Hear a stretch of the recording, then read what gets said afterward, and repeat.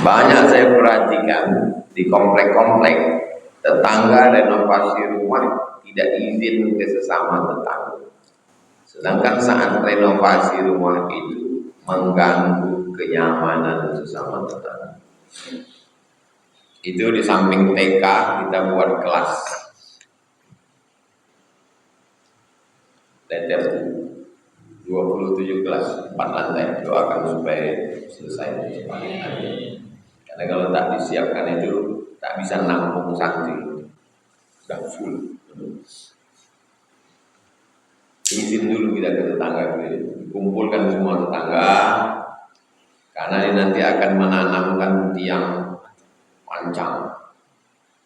Waktu masuk tiang kalian terganggu keliling, khawatir rumah retak. Catat, tengok rumah. Sebelum tiang panjang ini ditengok dulu rumah, supaya jangan sampai sebelum dipanjang udah retak duluan. Jangan kita perantang. Itulah gunanya silaturahim. Kenal baik.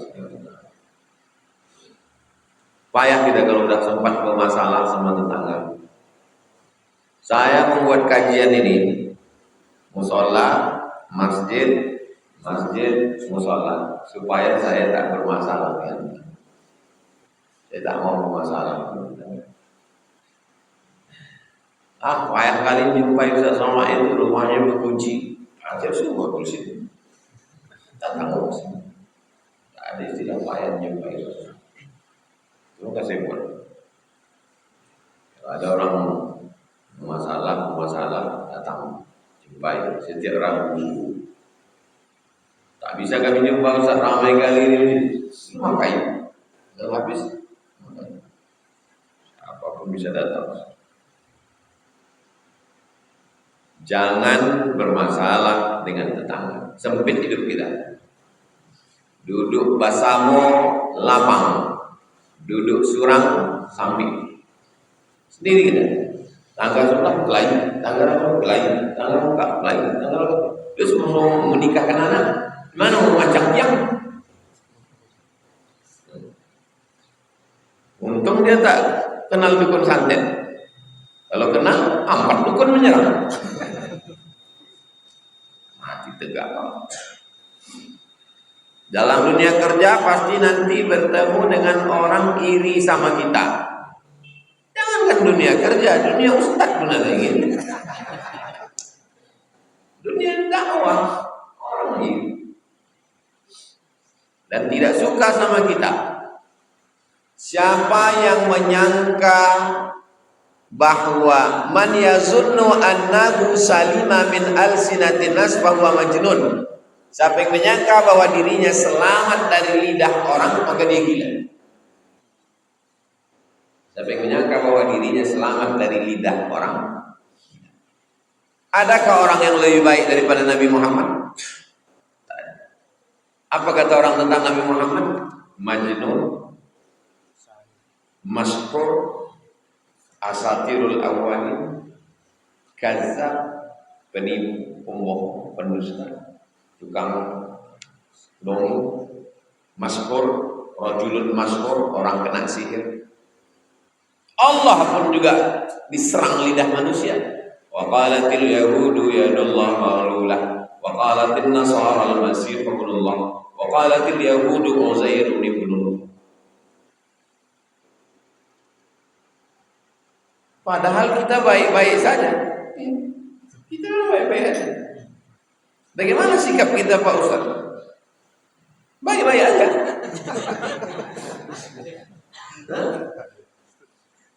Kalau kita sikapilah semua cakap orang ini, stres kita, depresi kita. Aku udah baik, sebaik ini kok dia masih gitu. Jangan kita pikirkan cakap orang. Yang kita pikirkan hidup ini sudah sesuai tidak menurut Allah dan Rasulullah. Baik menurut Allah, baik menurut Rasulullah, baik menurut ulama. Bismillah, tawakkaltu Allah, la haula wala quwwata. Hidup ini sederhana. Yang susah itu memikirkan cakap orang. Kepala kita ini kecil. Semua cakap orang mau kita masukkan, pecah pembuluh darah. Mati Pak Ustaz, kok mati? Selesai, setengah mati. Jangan pikirkan cakap orang. Saya kalau saya pikirkan cakap orang, udah lama saya mati. Kisah seorang ulama yang menampung air WC tetangganya 20 tahun. Siapa namanya? Al-Imam Al-Hasan Al-Basri. Statusnya tabi'in. Kampungnya Basrah, Irak. Siapa sahabat Nabi yang jumpa sama dia? Abdullah bin Abbas. Rumah dia di bawah, rumah tetangganya di atas, tak Islam. Waktu dia sakit, tak bisa dia keluar kamar, tetangganya masuk ke kamar. Tengoknya di pojok kamar itu ada ember. Ya Hasan Al-Basri, air apa itu? Aku tak tahu, aku tampung aja. Kalau tak salah itu WC itu di atas. Dan berapa lama kau tampung? 20 tahun. Asyhadu an la ilaha illallah wa asyhadu anna Muhammadar Rasulullah. Langsung masuk Islam. Ada pula orang mau masuk Islam, dah sudah siap-siap yang masuk Islam, tak jadi masuk Islam, gara-gara baru parkir 5 menit dan kena masuk. Orang Islam. Dalam kitab apa nih bisa ditemukan Pak Ustaz? Sa'ah wa sa'ah, Oraib wa Tarab. Semua ada saatnya, kisah-kisah unik yang disusun oleh Abu Amr Al-Misri.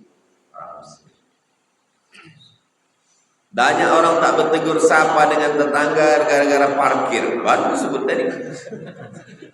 Terutama tetangga di ruko. Bagaimana supaya kita bisa sabar menghadapi tetangga yang tidak punya perasaan, selalu menzalimi kita? Ada RT, ada RW, ada kades, ada kadus, kumpul bersama. Eratkan lagi tadi ukhuwah Islamiyah. Negara kita ini secara struktur sudah bagus kan? Dari mulai presiden, gubernur, bupati, wali kota, sampai kadus, kades, RW, RT, rukun tetangga. Tak ada di negara lain. Secara teori dan mantap. Cuma masalahnya tak sesuai teori dengan kenyataan. Kepolisian dari atas, Kapolri, Kapolda, Kapolres, Kapoltabes, Kapolsek, Babin Kamtibmas,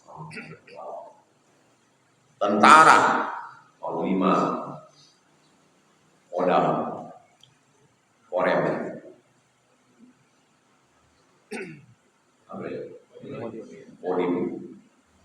Kodim, habis Kodim, Koramil, habis itu Babinsa. Artinya sampai ke level desa secara teori. Jadi kalau mau kumpul di desa, dari tentaranya yang paling bawah, Babinsa, Babin Kamtibmas, RT RW, duduk sama. Berkelahi.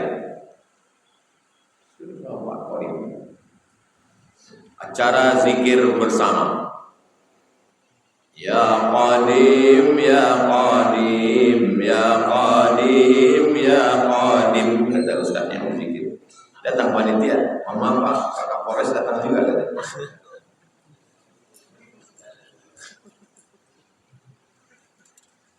Apakah benar safar setelah sholat subuh tidak boleh mengambil rukhsah?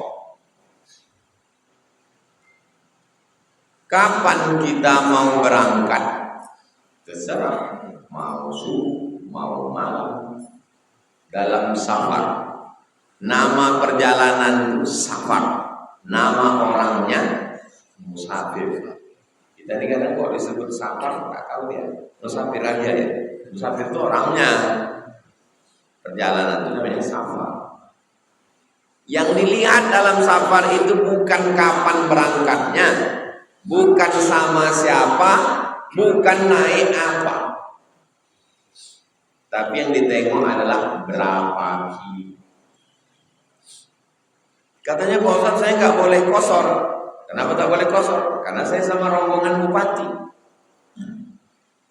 Bukan ditengok mau sama siapa, mau sama Jibril pun kok. Tidak ditengok sama Katanya saya nggak bisa kosor Pak Ustaz. Kenapa nggak bisa kosor? Karena saya naik mobil. Bukan dengan siapa, bukan naik apa, bukan berangkat jam berapa. Yang ditengok adalah berapa kilo. Fikih Islam Sulaiman Rasyid 82. Al-Fiqhul Islami wa Adillatu Syekh Wahab Zuhaili 89. Kalau ada yang bilang 82, itu referensi. Kalau ada yang bilang 89, itu referensi. Apakah benar setelah sholat subuh tidak boleh mengambil rukhsah dalam safar? Besok subuh. Assalamualaikum warahmatullahi wabarakatuh. Assalamualaikum warahmatullahi wabarakatuh. Tidak dilihat berangkat jam berapa, tidak dilihat berangkat sama siapa, tidak dilihat berangkat naik apa. Asalkan cukup 82 km atau 89, berlakulah rukhsah sholat jamak atau qasar atau jamak qasar. Jamak saja berangkatnya besok, zuhur sama asar di jamaknya 4 jamak saja. Qasar saja, zuhur dia 2 rakaat, asar dia 2 rakaat. Jamak qasar, zuhur dengan asar, ditariknya asar ke zuhur atau zuhur ke asar, dua-dua namanya jamak.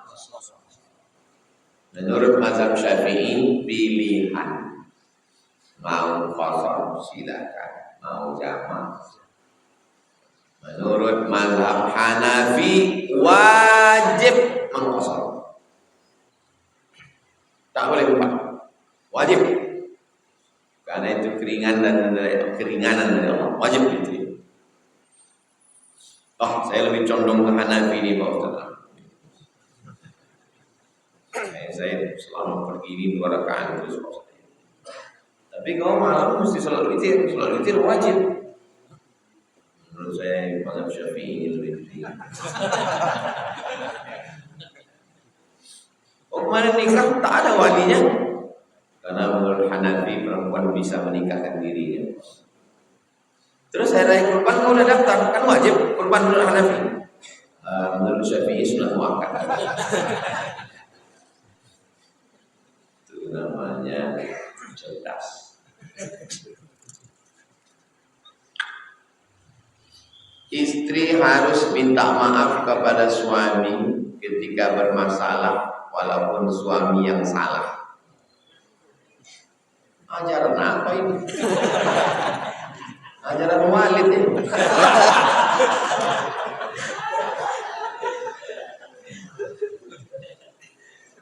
Ya, kalau suami bersalah, suami minta maaf. Cuma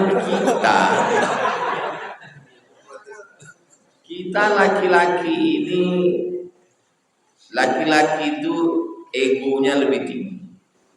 Laki-laki itu ingin dihormati. Laki-laki itu ingin dia berkuasa. Laki-laki itu ingin dia superior. Jadi kalau kita berat minta maaf dengan mulut kita, minta maaf pakai WhatsApp. Kalau berat mau bilang, maafkan aku ya. Jangan ibu paksa suami ibu minta maaf dengan mulutnya, karena tidak semua laki-laki siap menjatuhkan harga diri. Laki-laki yang selalu dipaksa, ditekan sehingga dia kehilangan kelelakiannya, akhirnya nanti dia tidak berselera menengok perempuan, terus jadi bencong. Laki-laki yang punya istri anak orang kaya, PNS, gajinya lebih besar, lebih cantik, akhirnya dia tidak merasa punya kekuatan super power. Itulah akhirnya banyak laki-laki berselingkuh sama pembantunya. Pas ditanya-tanya, orang heran, ini lebih cantik, lebih putih, kenapa harus selingkuh sama pembantu? Orang tidak paham psikologis, karena dia maaf cakap, tidak bisa tak meletus pistol itu ke bininya. Karena dia udah down. Makanya wahai perempuan-perempuan yang sukses, kalian S1, S2, S3, kalian PNS, gaji kalian banyak, kalian bilang ke suami kalian, aku memang anak orang kaya, aku memang PNS, aku memang cantik, tapi di rumah ini kau adalah ibu. Besarkan hatinya. Ini masalah orang sekarang. Bacalah internet itu. Kenapa? Laki-laki kehilangan superior.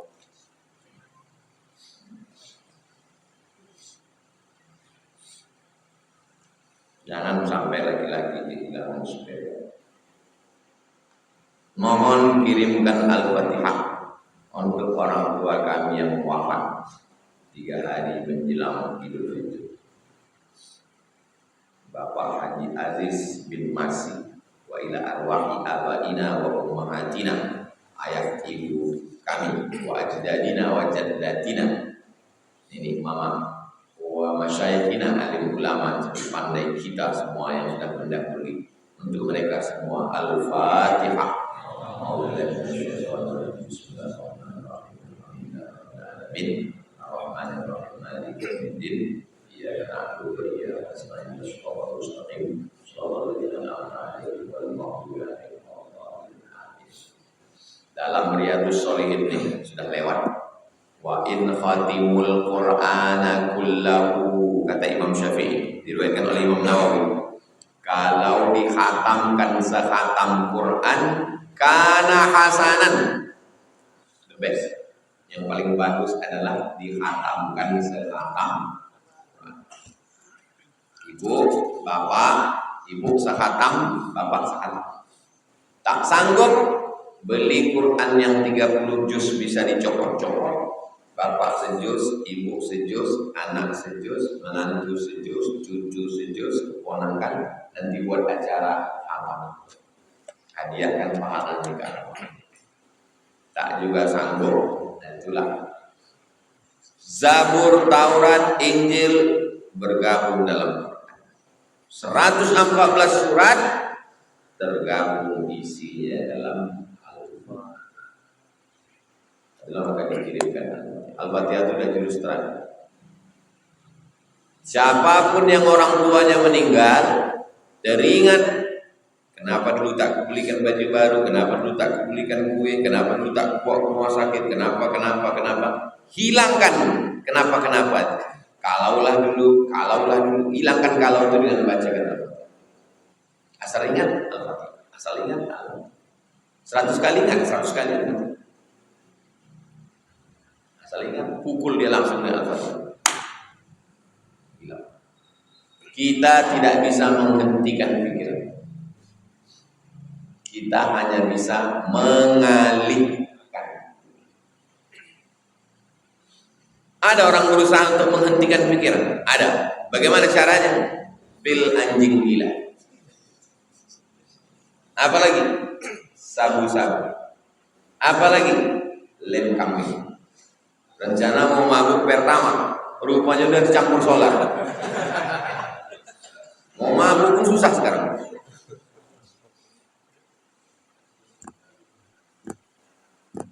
Kita tidak bisa menghentikan. Kita hanya bisa mengalih. Jadi kalau ada orang bercerita tentang maknya, tentang ayahnya, tentang anaknya, tentang neneknya, langsung Al-Fatihah, mengalihkan.